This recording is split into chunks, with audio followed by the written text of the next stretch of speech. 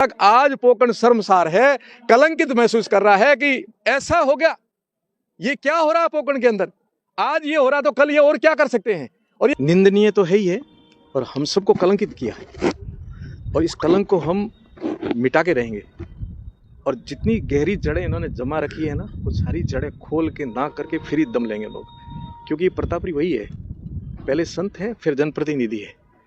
संत के नाते मेरे धर्म पर, मेरे आस्था पर यदि इस प्रकार से होगा तो मैं कभी भी सहन नहीं करूंगा। राजनीति की जगह होगी, परंतु ये काम कभी सहन नहीं कर। चाहे छत्रेल हो, चाहे आपका तड़ला हो, चाहे नोक हो, तब मैं नेता भी नहीं था, तब भी गाय के लिए सब छोड़ के निकला था। और आज तो मेरी नैतिक जिम्मेदारी बनती, मैं यहाँ का विधायक हूँ, चाहे बासनपीर हो चाहे पोकरण हो।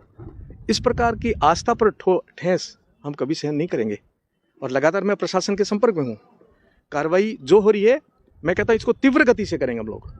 और मेरा माननीय मुख्यमंत्री जी से लेकर के जैसलमेर प्रशासन तक संपर्क और संवाद दोनों बना हुआ है। अब जड़ों में जाकर के जिनकी जड़ें जितनी इन्होंने गहरी बिठा करके इस प्रकार षड्यंत्र रखकर हमें कलंकित किया जा रहा है और हमें कलंक लगा है। ये एक प्रकार का, इसको हम सबको लगा है कलंक। पोकरण के जितने हम लोग रहते हैं, जिनकी आस्था हमारे धर्म में, हमारी गाय में है, ये हमारे लिए तो निंदनीय नहीं, मरने जैसा काम है। गौ माता को मार दिया ऐसे, फिर हम क्या है?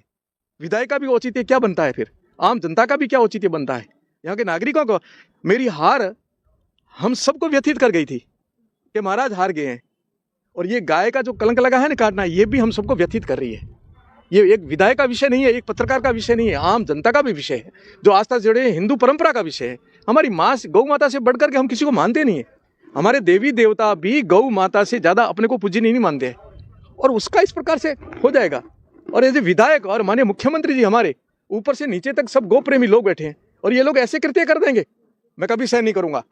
मुझे राजनीतिक से भी कोई वास्ता नहीं है, धर्म से पहले वास्ता है। और ये गाय के लिए इन्होंने किया, इनकी कब्र खोद कर छोड़ूंगा मैं। अच्छा, पोकरण के अंदर आज अवैध मीट की दुकानों को सीज करने का काम किया, इसका मतलब ये तो बात तय थी कि मीट की दुकानें अवैध थी, तो अब तक क्यों चल रही थी वो दुकान? देखिए, लापरवाही जिन्होंने की है उन अधिकारियों के खिलाफ भी मैं कार्रवाई कराऊंगा। मैं लगातार कह रहा हूं, जिला प्रशासन से लेकर के स्थानीय प्रशासन तक मैं कह रहा हूं, जितनी गोचरों पर अतिक्रमण है वो तुरंत क्यों नहीं हटाई जा रहे? नदी नाले यहाँ भी बैठे हैं, यहाँ बैठे हैं, तालाबों पर भी बैठे हैं और भी बैठे हैं, वो क्यों नहीं हटाए जा रहे हैं आप लोग?